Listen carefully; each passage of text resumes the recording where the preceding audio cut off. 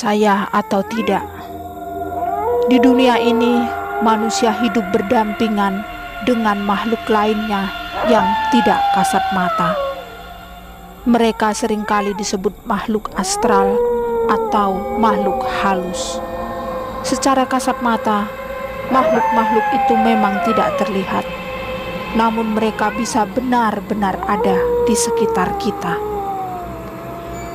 Dan di Bano Channel ini, saya akan menyajikan kisah-kisah dan cerita-cerita misteri yang ada di sekitar kehidupan kita. Mari kita simak kisahnya, tapi jangan lupa like, subscribe, dan nyalain notifikasi loncengnya agar kalian tidak ketinggalan video terbaru dari aku. Cerita ini berawal dari kisah seorang ibu bernama Indah yang sedang berusaha mencari pekerjaan.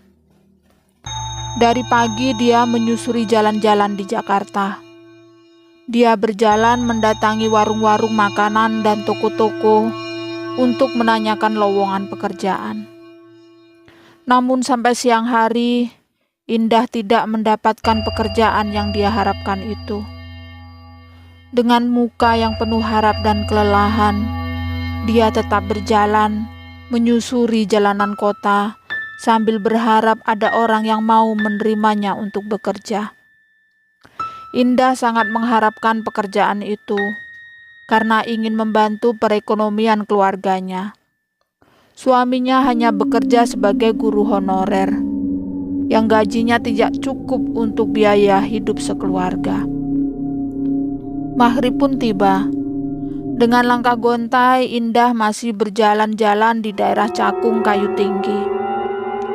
Tiba-tiba, dia melihat seorang security yang sedang berjaga di depan sebuah pabrik.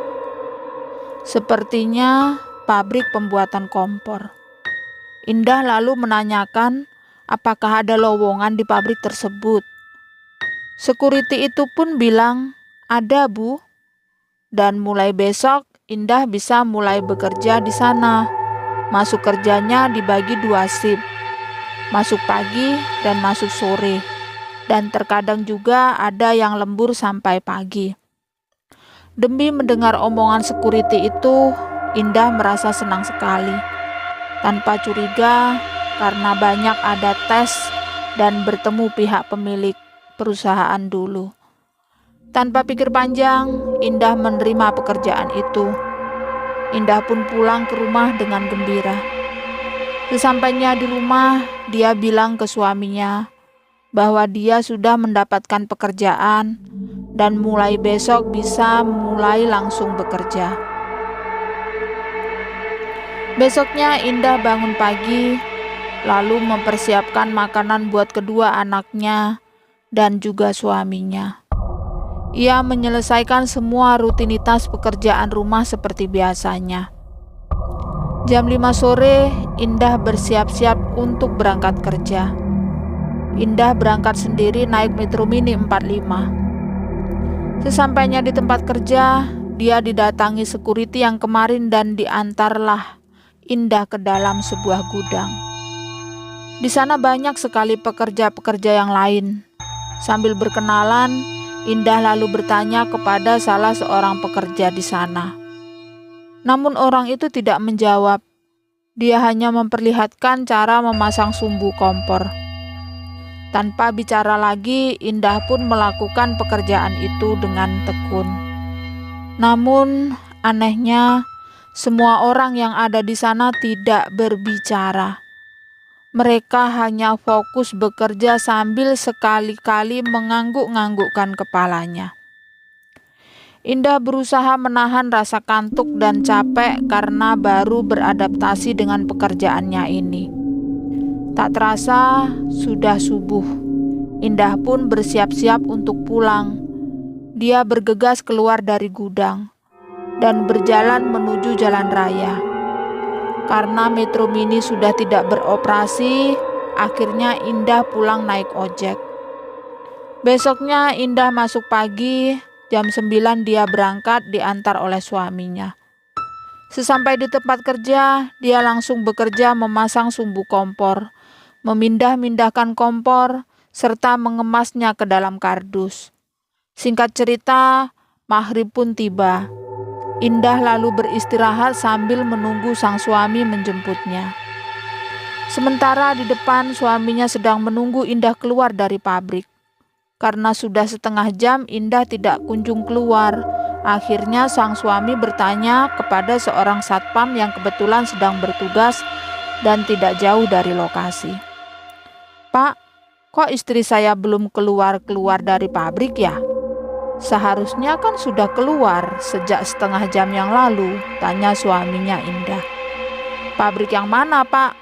Satpam balik bertanya. "Pabrik kompor itu, Pak," jawab suami Indah sambil menunjuk ke lokasi di mana Indah bekerja. "Hah, Bapak bercanda kali? Pabrik kompor itu kan sudah terbakar 2 tahun yang lalu dan semua pekerjanya meninggal," jawab satpam tersebut. Suami Indah pun terkejut. Dia pun buru-buru mendatangi tempat itu. Dilihatnya sang istri sedang tertidur pulas pada sebuah gudang kosong tanpa penghuni. Indah pun dibangunkan dan bergegas diajaknya untuk pulang ke rumah. Setelah kejadian itu, Indah menderita sakit yang lumayan parah serta mengalami syok dan trauma. Sampai akhirnya Indah meminta kepada suaminya untuk dipulangkan ke kampung halamannya untuk dirawat di sana. Namun setelah 2 bulan sakit, tidak juga bisa sembuh. Indah semakin parah, hingga akhirnya Indah meninggal dunia. Sungguh tragis kejadian yang dialami Indah ini. Semoga dengan cerita ini kita semua bisa lebih berhati-hati.